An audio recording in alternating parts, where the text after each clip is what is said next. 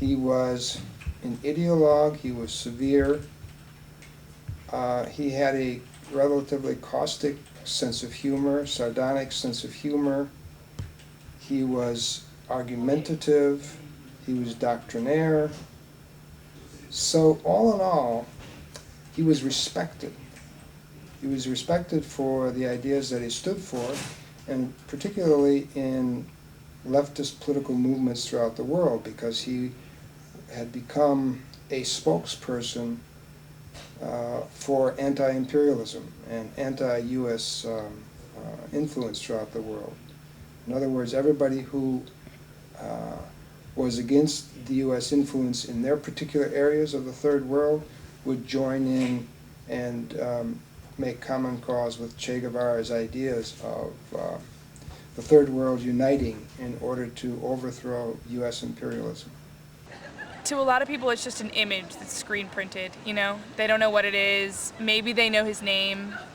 But I was just in class a couple weeks ago when we were talking about Che Guevara, and probably 80% of the class didn't know who he was, you know? But then you show the picture and everyone's like, oh yeah, that guy. So I mean, it's not, I don't think his representation is linked, again, I don't think it's linked to who he actually was. It seems like everyone's pretty into him. He's become a popular icon. Why do you think he's become a popular icon? Well, probably because, see, I don't know that much about him, but does he stand for, like, revolutionary causes and resisting, you know, an oppressive government, maybe? So, maybe did he die young? Oftentimes people really get into people who die young, sort of gloriously. It's hard to say. I feel like he's slightly contradictory to U.S. culture, but the way that he's gained so much popularity is kind of strange. I think, you know, people feel like he's like this image of like bohemian lifestyle or like, you know, alternative lifestyle or something that's like kind of been marketed to and has sort of become this like commodified compartment that people sell to all the time, and that's Che has just become like this easily sold image that people have really started to like think that they're attached to or like identify with Che because they want to think that they're, you know, revolutionary in some sort of way, or they're, you know, they're in the struggle too, and most of the time it's, you know, people who might not be so identified in reality with him. Certainly this aspect of his public policy, that is the demonization of homosexuality in Cuba, or the imprisonment of dissidents, and the execution of people who had supported Batista and who had tortured and executed others in order to defend the Batista dictatorship. This is an aspect of his life that I'm certain that others would not approve of today, those who wear the t-shirt.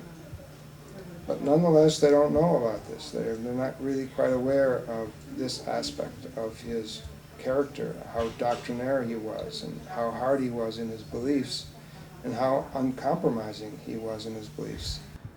Well, we are living in a time that we hear or accept things, or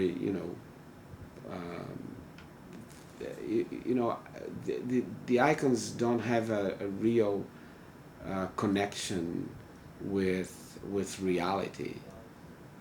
I mean, you see how the world works with marketing and with advertising.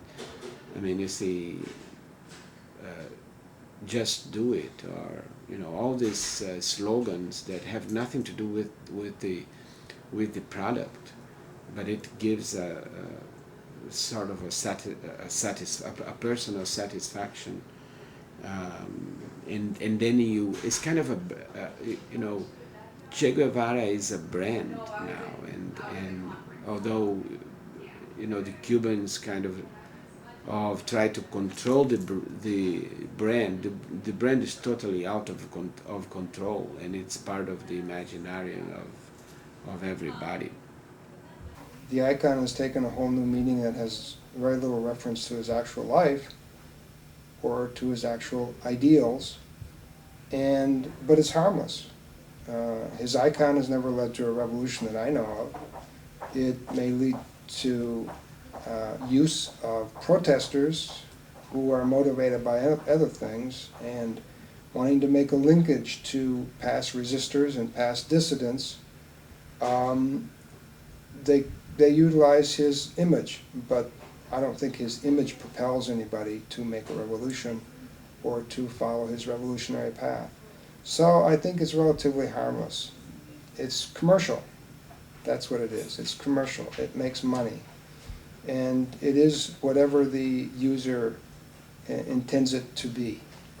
But it's not Che.